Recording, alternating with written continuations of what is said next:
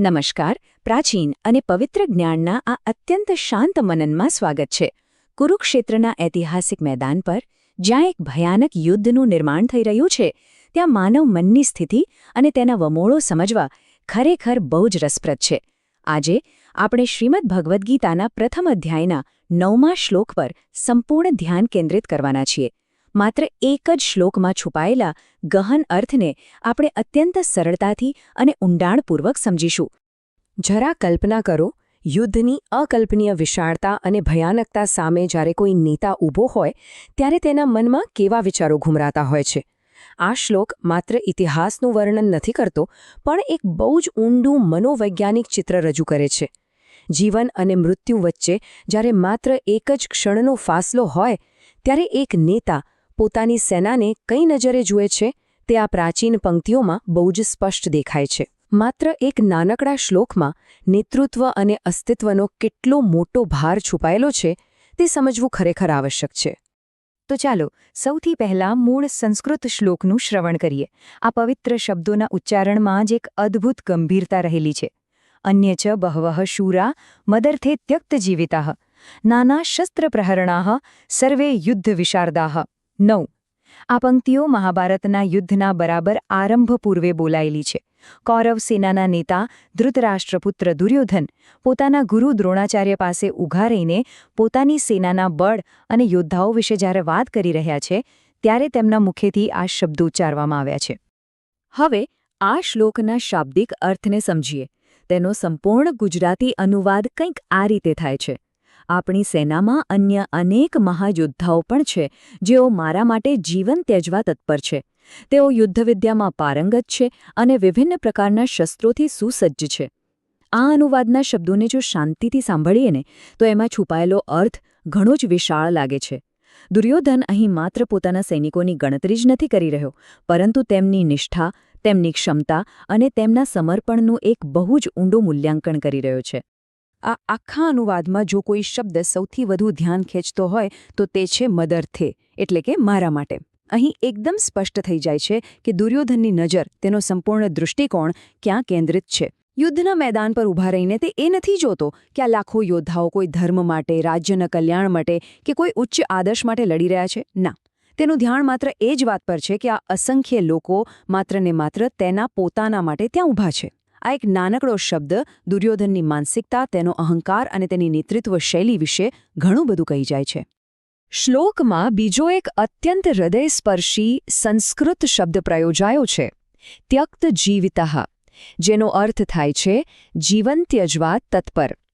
આ શબ્દનું વજન અને એમાં છુપાયેલી કરુણતા ખરેખર સમજવા જેવી છે.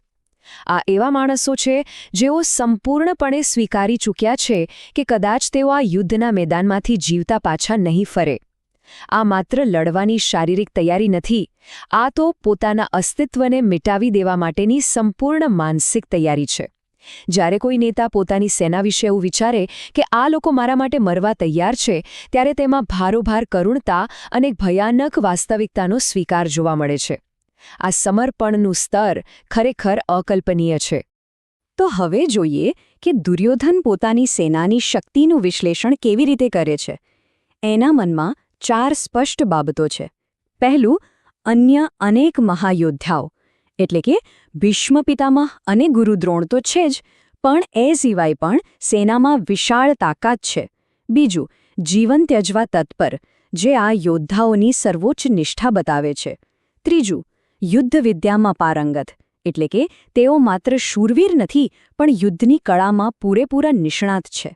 અને છેલ્લે, શસ્ત્રોથી સુસજ્જ, તેમની પાસે ભૌતિક સામગ્રી કે હથિયારોની કોઈ જ કમી નથી. આ 4 મુદ્દાઓ પર જ દુર્યોધનનો આખો આત્મવિશ્વાસ ટકેલો છે. હવે નાના શસ્ત્ર પ્રહરાણાઃ શબ્દ પર જરા ભાર આપીએ. વિભિન્ન પ્રકારના શસ્ત્રોથી સુસજ્જ. આ સાંભળતા જ કુરુક્ષેત્રના મેદાનનું એક અત્યંત ભવ્ય અને સાથે જ ભયાવહ ચિત્ર નજર સામે ઊભું થઈ જાય છે.